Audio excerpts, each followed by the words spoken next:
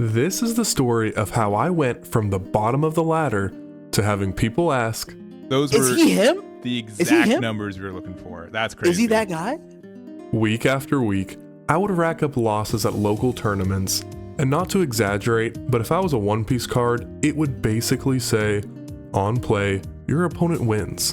But that wasn't going to stop me from getting out there and having fun, which is why I entered the Egman Win-A-Box tournament last month. Little did I know though, I was about to have one of the craziest runs ever, all with a Shanks deck I built just a couple of days ago. The time for filler episodes was over. It's time for the main event. My last Eggman tournament, I did so poorly that I got tired and went off to bed halfway through. So I started off this tournament with literally nothing to lose. Round 1, I matched up against Enel, which has been giving me some trouble lately. I tried establishing some reduction potential early on with a building snake and Hongo, but he just played removal after removal, rendering my board emptier than my chances of bringing home a single win. Unfortunately, I had to take way too much of my life early on, which is something I try to avoid with Shanks, and ended up being down to my last 2 lives. The last one being a face side up building snake my opponent had put there. This is about as bad as a situation as I could be in. Literally minutes into the tournament. But then, the pieces started falling into place, and I believed in the heart of the cards. A top deck 8-cost Rayleigh gave me the foothold I needed to launch my counterattack, and seeing my 10-drop Shanks made my board go from nothing to scary. But would it be enough? My opponent did what almost every Enel player does at 10 Dawn, dropping a rush ace, and just like that, I was out of life cards. But taking that last life gave me something invaluable. I immediately used the power reduction of Building Snake, which helped me remove his big bodies. Then, I was able to solidify my attacking board with an 8-cost dragon. With some last minute radical beams to protect myself, I was able to muster enough swinging power to take down Enel and his pesky leader ability. Looking back on round 1, it felt like I just scraped through the match, teetering on the brink of defeat with no life. Little did I know, this was definitely a foreshadowing from the One Piece gods about how the rest of my matches were going to play out. Next up is a matchup I actually kind of liked, because a lot of people in my local scene play this leader. Hello, Purple Luffy. I feel like the key to this matchup is to focus 100% on controlling their board until the time comes to get aggressive. My starting hand didn't have a Beckman or Rayleigh removal like I wanted, so I mulliganed. And oh man, was that the wrong move. My new hand was bad. I mean, really bad. The one thing I do love about Shanks is how consistent he is. Unfortunately, this time around, it was consistently full of bricks. I couldn't really play anything until my 5 Dawn turn, so I did what any good Shanks player would do: 4 Dawn onto leader, swing for life. Without many options, I threw down a 5-cost Rayleigh blocker next turn, and started debating how I was going to survive long enough to turn this around. At this point, I take my first life, and voila, an 8-cost Rayleigh. This really is the best card in the entire deck. I was in luck too, because my opponent hadn't seen any Luffy Taros yet. We could still make this work. Sure, he has his 9-cost Luffy on the board, but there's still hope. And there's that Luffy Taro. With nothing but a Rayleigh protecting the battlegrounds against 4 opponent characters, I wasn't too hopeful. And to add insult to injury, all I could do on my first turn with 10 Dawn is Uda search. Somehow though, we got another Rayleigh on the board to remove some characters, and finally my 10 drop Shanks, and then boom, another one. Somehow I flipped the table and was gaining some momentum. Now, it was time to do my mental math and go for life. But just as I started my swings, this happened. 12, 13. You got it? Yep. And back to you. No Dawn up. 4 cards in hand. 25th. Hey guys, real quick. Yep. What's the power level of the useless kid? Oh, That's crap. Never have I been so embarrassed. My opponent didn't count the minus 1000 ability of my 10 drop Shanks and got a warning. I mean, I didn't even catch that, which just goes to show how little I've played this deck. I mean, I did build it like 48 hours ago. But no hard feelings, we move on, and we jump right back into things. It's time to go for life again. And then this happened. Hey, once again, that law was a 4K swing. That was. At this point, I don't really think it mattered. I was going to get it either way, so I didn't really want to say anything. But the match ended, and somehow I pulled out another win from a less than favorable situation. I'm just glad that everybody was so kind to me when I made such a silly mistake. It really shows you how nice the One Piece TCG community is.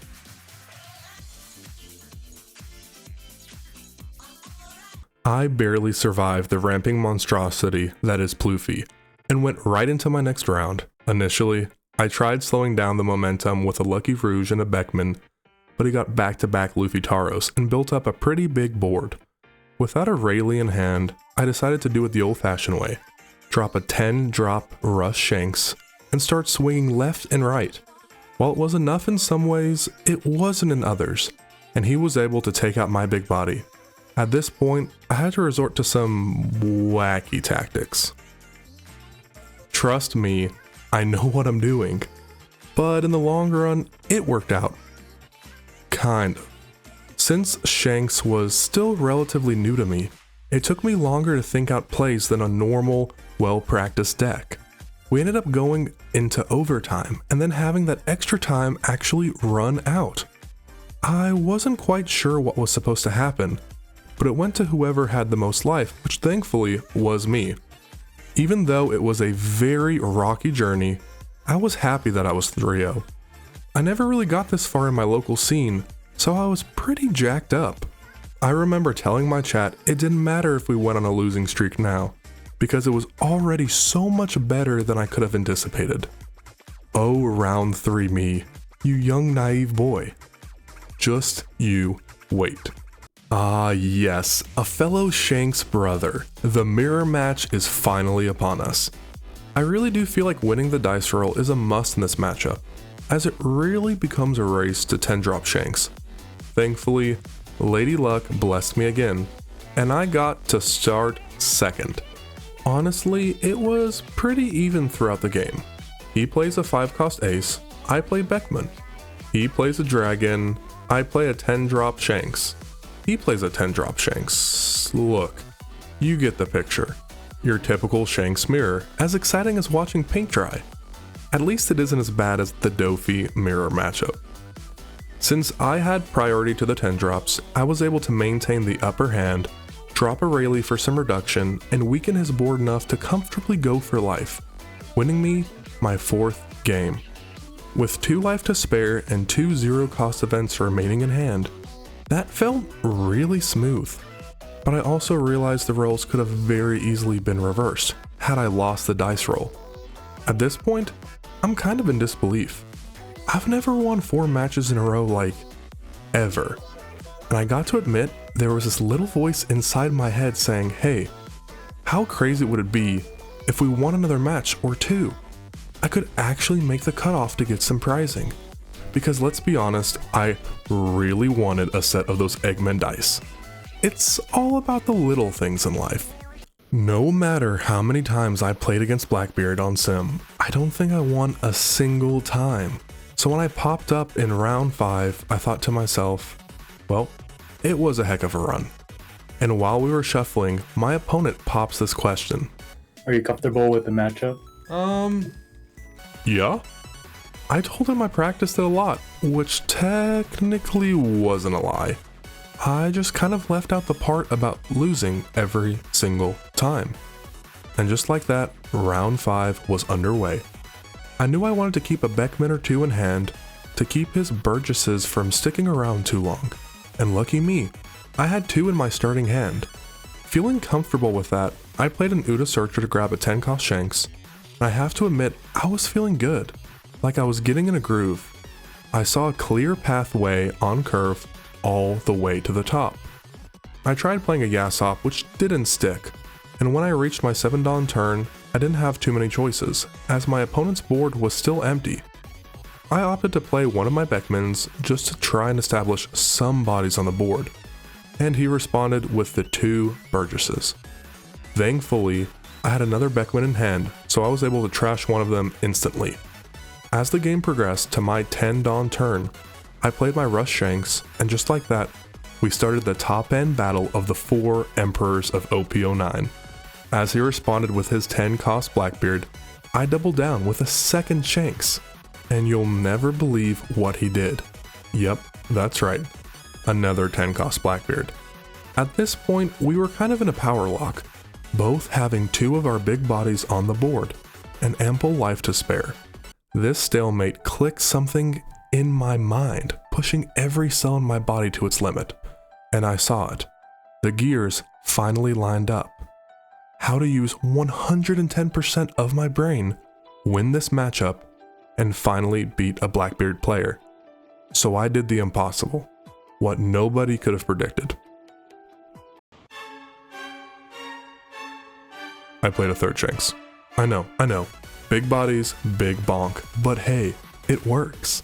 My opponent went full attack mode and swung big with his 10 drops, taking out 2 of my 3 Shanks cards. We went back and forth playing like this, big body after big body, taking one out and replacing it with another one.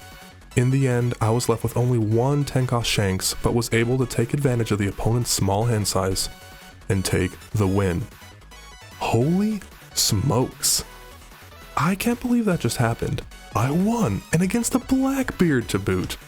I guess there is a first time for everything. After the match, my opponent wished me luck and told me to go all the way. And then it hit me. I was 1 win away from the finals. But I didn't have time to let that sink in. That last match took extremely long, so I had to go into my next round immediately, and you'll never guess who it was. Making it this far without playing the bane of my existence was kind of a miracle, but it's time to pay my dues and play against the dominating deck of the meta, Doflamingo. I was hoping I could find some lucky ruse and a 7 cost Whitebeard to help control Dofi's incredibly fast board building early on, but as I'm shuffling my deck with those thoughts in mind, I start to realize how tired I am, both mentally and physically. This tournament was happening on PST, while I was on Eastern time, so it was already well into the night, and the sleepiness was hitting hard. I also never played more than 4 matches in a row, so my decision making was starting to be impaired. But being a little EP wasn't going to stop me from giving it my all. He starts with back-to-back Sengoku searchers and then Jinbei into Boa. Ouch. All I have to respond to that is a Yasop, which is not ideal, but honestly, Shanks just can't match the speed of Dofi at this stage in the match. I was able to throw down a Beckman and remove his Boa, helping board control a little bit, but he just responded with another Jinbei and Boa. Ah, Dofi, how I love you so. I finally saw a Rayleigh and did some damage control, but it wasn't enough. Dofi just had too much momentum. Swing after swing, he took my life until I was left with nothing. 1 more attack, and my run was over. Knowing he could have a perfumed femur in hand, I went into my next turn knowing it was going to be my last. So, there was only one option. Swing for the stars. I attach 1 Dawn to Yasop and swing 7 at lead. To my surprise, he takes it, so I drop a dragon, add 2 rested Dawn to my leader, and swing again. Another life taken. Wait a second, does he just have bricks in his hand? Is this all-in last resort desperate attack actually have a chance of working? At this point, my opponent has 1 life left with 1 Boa blocker up, with plenty of cards in hand. The chances were slim, but not 0. I attach 1 to Beckman and swing for 8. Another life taken. I swing 8 for Rayleigh. He blocks with Boa. What is happening? happening? Surely he has 4K counter in hand, right?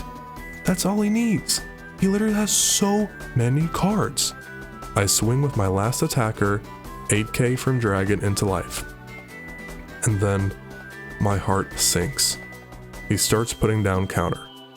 But wait, that's only 3K, not 4. The attack went through. I won. Oh my gosh, I won. 9? Yeah, I guess so. 8, 8, 9. Yeah. 8. Okay. Okay, what is going on? 8. Can they 2K out? Blocked. Blocked. 2K, 1K. Can't do Oh it. my Crazy. god. Crazy. Those Is were he him? the Is he exact him? numbers we were looking for. That's crazy. Is he that guy? This Shanks Alright. player continuing to just, I'm gonna say, I'm gonna Defy use the odds. Defy the odds. That's a great. Defy that's a the great odds, way, That's a baby. great way to say. And just like that, I was in the finals. I was overwhelmed with joy, still not fully believing how I got here in the first place. But game after game, I somehow made it through. My phone was blowing up with texts from friends at my local scene, and chat was absolutely popping off. Now, win or lose, it's time for the last match of the night. Mentally exhausted and way past my bedtime, I entered the match and was once again faced with a blue Doflamingo. I have to say, I'm pretty proud of myself for saving the viewers of this tournament from another finals with a Dofi mirror matchup.